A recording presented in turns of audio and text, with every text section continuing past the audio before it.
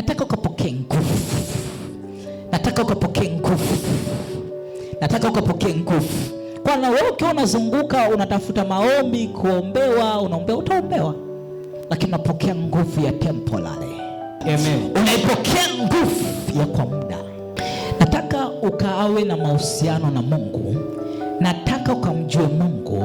Nataka ukawe na imani na Mungu. Nilikuwa naongea na binti mmoja. Yule binti nikiwa napiga naye story, alinitafuta kutokea kwenye mitandao ya kijamii. Tukiwa tunaongea, ananiambia, mtumishi, mimi nataka mchumba. Nikiwa naendelea kuongea naye, Mungu akanionyesha, mbona wanaume wenyewe wako watatu? Nikamwambia, unaona wanaume watatu, unamtaka yupi? Akaniambia, ni kweli wako watatu. Akanitumia picha ya wote. Akaniambia, mtumishi, wewe nichagulie. Mtu huyo hajaokoka.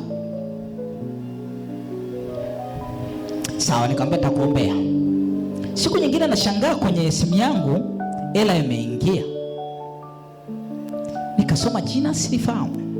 Baada ya dakika kadhaa akanipigia huyo binti. Akaniambia, hii ni hela ambayo nimekutumia kwa sababu leo nataka nilipe frame Kariakoo. Frame unalipia shilingi ngapi? Frame inahitaji 3,000,000.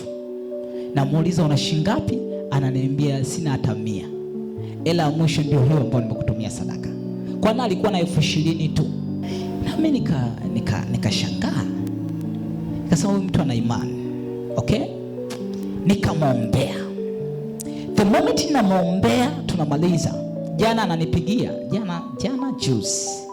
Ananiambia nimelipia ile frame. Nilikutana na watu wakaniongezea hela, then nimelipa frame. Nikamwambia umelipa muda gani? Akaniambia nimelipa mwaka mzima. Nikamwambia sasa unatakaje? Ananiambia sina hata 100, nataka niweke mzigo.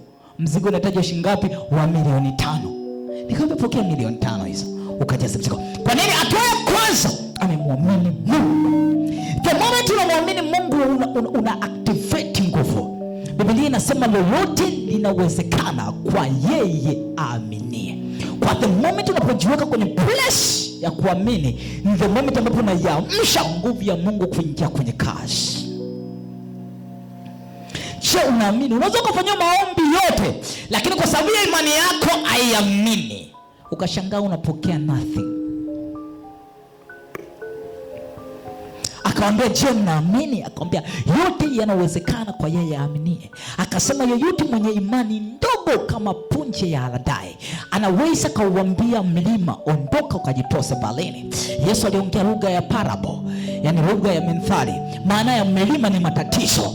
Anasema unaweza ukaliambia tatizo toka, na likatoka ukiwa na imani. Unaweza kuambia ugonjwa toka, na ukatoka ukiwa na imani.